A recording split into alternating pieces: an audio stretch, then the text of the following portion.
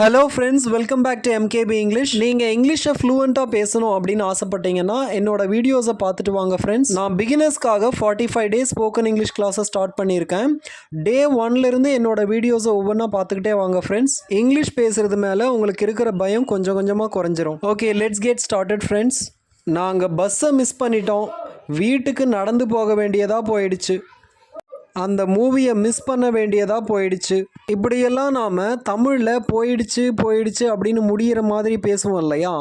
இதை இங்கிலீஷில் எப்படி சொல்லலாம், இந்த மாதிரியான சிச்சுவேஷன்ஸை இங்கிலீஷில் எப்படி சொல்லலாம் அப்படின்னு தான் பார்க்க போகிறோம் ஃப்ரெண்ட்ஸ்.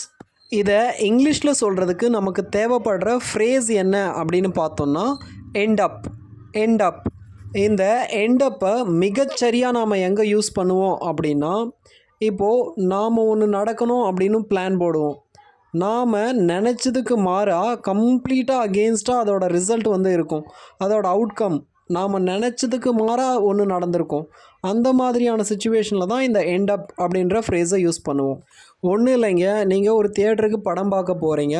போஸ்டரில் உங்களுக்கு பிடிச்ச ஆக்டரோட படம் அந்த பர்டிகுலர் தியேட்டரில் ஓடுது அப்படின்னு நினச்சிட்டு நீங்கள் அந்த தியேட்டருக்குள்ளே போகிறீங்க. ஆனால் உள்ளே போய் பார்த்ததுக்கப்புறம் தான் தெரியுது அது வேறு ஒரு ஆக்டரோட படம் அப்படின்னு.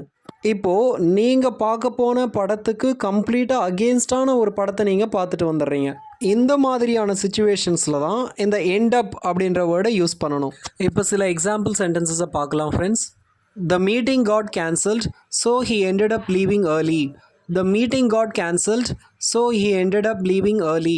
மீட்டிங் கேன்சல் ஆயிடுச்சு, அதனால் அவர் சீக்கிரமாக போகிற மாதிரி ஆயிடுச்சு அப்படின்னு அர்த்தம். மீட்டிங் நடக்கும், அதனால் வீட்டுக்கு போகிறது லேட் ஆகும் அப்படின்னு நினச்சிட்டு இருந்தார். ஆனால் மீட்டிங் கேன்சல் ஆயிடுச்சு, அதனால் அவர் சீக்கிரமாக வீட்டுக்கு போகிற மாதிரி ஆயிடுச்சு.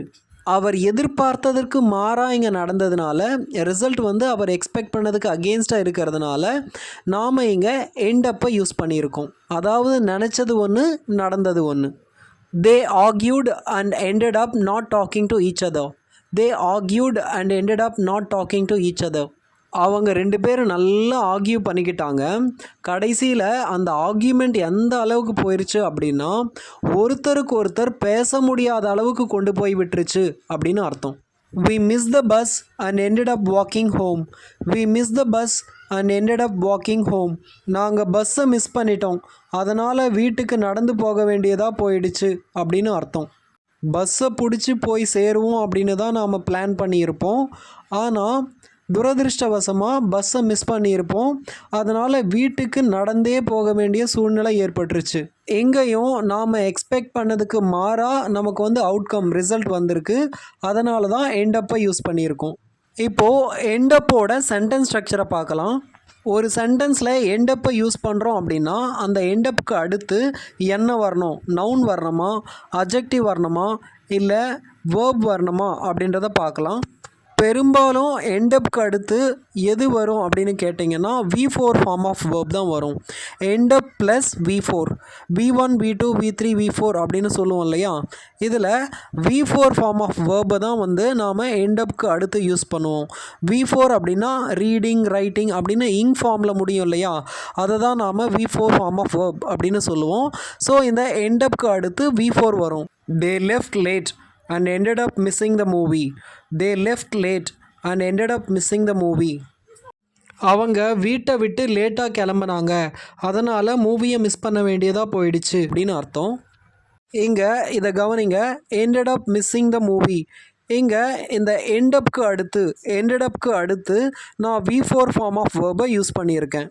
நாம் பார்த்த சென்டென்ஸ் ஸ்ட்ரக்சர் படி எண்டப்புக்கு அடுத்து V4 ஃபார்ம் ஆஃப் வேர்ப் வந்திருக்கு. இந்த எண்டப்போட இன்னொரு ஸ்ட்ரக்சர் என்ன அப்படின்னு கேட்டிங்கன்னா எண்டப் ப்ளஸ் அட்ஜெக்டிவ்.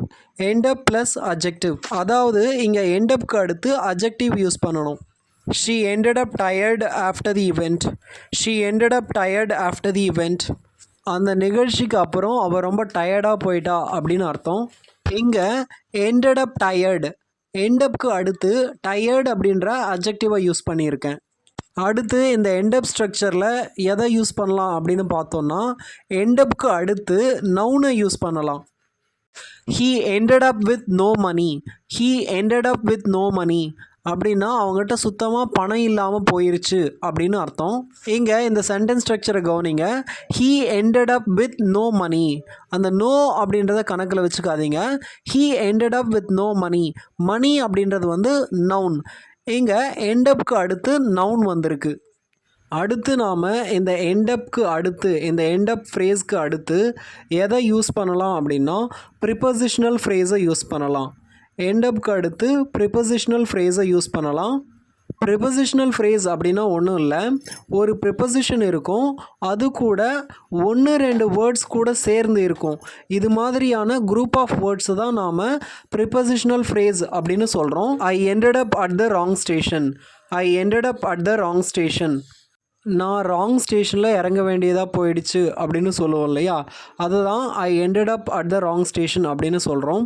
ஒரு ஸ்டேஷனுக்கு போய் வேறு ஒரு ஸ்டேஷனில் போய் இறங்கிடுவோம். அதைத்தான் நான் இங்கே ஐ ended up at the wrong station அப்படின்னு சொல்லியிருக்கேன்.